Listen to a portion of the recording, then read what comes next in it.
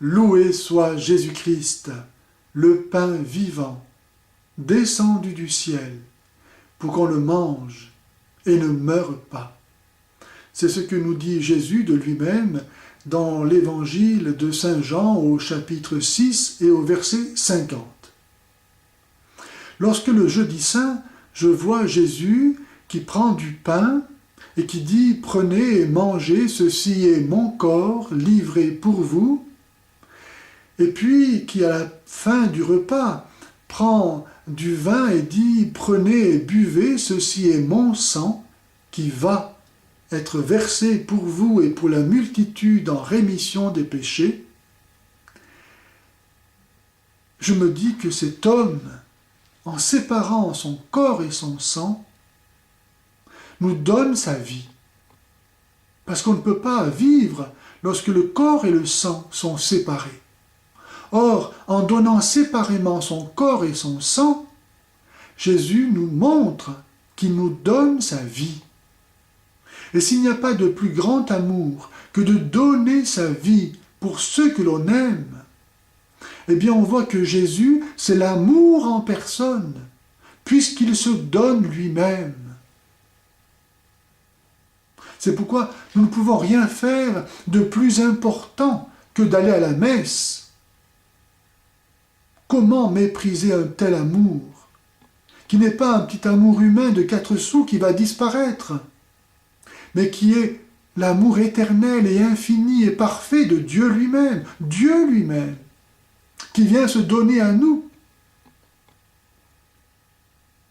À la messe, je viens pas seulement recevoir donc Dieu, mais je viens aussi me donner à lui.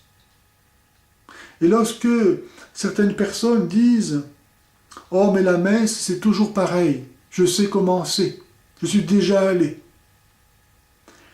eh bien, ils ne se rendent pas compte qu'ils ne voient que les apparences de la messe, mais qu'ils n'ont pas pénétré le sens de la messe. Car, en effet, chaque jour, nous nous levons, nous travaillons, nous mangeons, nous faisons les mêmes choses. Et on ne dit pas, parce que hier je me suis levé, aujourd'hui je ne vais pas me lever. Pourquoi est-ce que Dieu nous donne de faire chaque jour les mêmes choses? Eh bien, pour que nous les fassions un peu mieux que la veille, et qu'ainsi nous grandissions de jour en jour dans la perfection. Et là, de même à la messe, lorsque je viens recevoir Dieu qui se donne à moi, est-ce que je le reçois avec tout l'amour, toute la pureté, tout le désir, l'humilité, la foi, la joie, qu'au dernier jour de ma vie, j'aimerais l'avoir reçu? Et est-ce que je me suis donné à lui lorsque je quitte la messe avec toute la foi, toute la ferveur, la générosité, la plénitude, la perfection, qu'au dernier jour de ma vie, j'aimerais l'avoir fait? Ainsi, chaque messe me donne l'occasion inouïe de pouvoir faire ce qu'il y a de plus grand, recevoir Dieu, l'amour éternel qui se donne à nous et nous donner par Jésus, avec Jésus et en Jésus à Dieu. Qui peut dire, après la messe, qu'il a fait cela à la perfection? Ainsi, la messe est le moyen que Jésus nous donne pour nous apprendre à quel point nous sommes aimés. À chaque messe, Dieu se donne en sacrifice pour nos péchés. Il me donne un témoignage à moi, personnel, de son amour pour moi, puisqu'il a ici et maintenant accompli cela pour moi. Chaque messe me donne l'occasion donc de recevoir Dieu et de me donner à lui de façon que j'apprenne de quel amour je suis aimé et que je puisse moi-même, de messe en messe, faire de ma vie une offrande d'amour. Par lui, avec lui et en lui, Dieu, je te donne ma vie.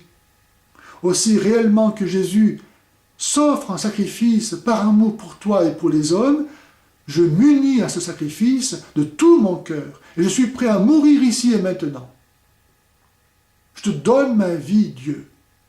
Ainsi, de messe en messe, j'apprends à faire de ma vie une offrande d'amour, pour que le jour de ma mort venue, eh bien, ce soit tout simplement, tout confiamment, tout spontanément, tout joyeusement, tout amoureusement, que je donne ma vie par Jésus, avec Jésus et en Jésus, et que j'aille ainsi tout droit au ciel.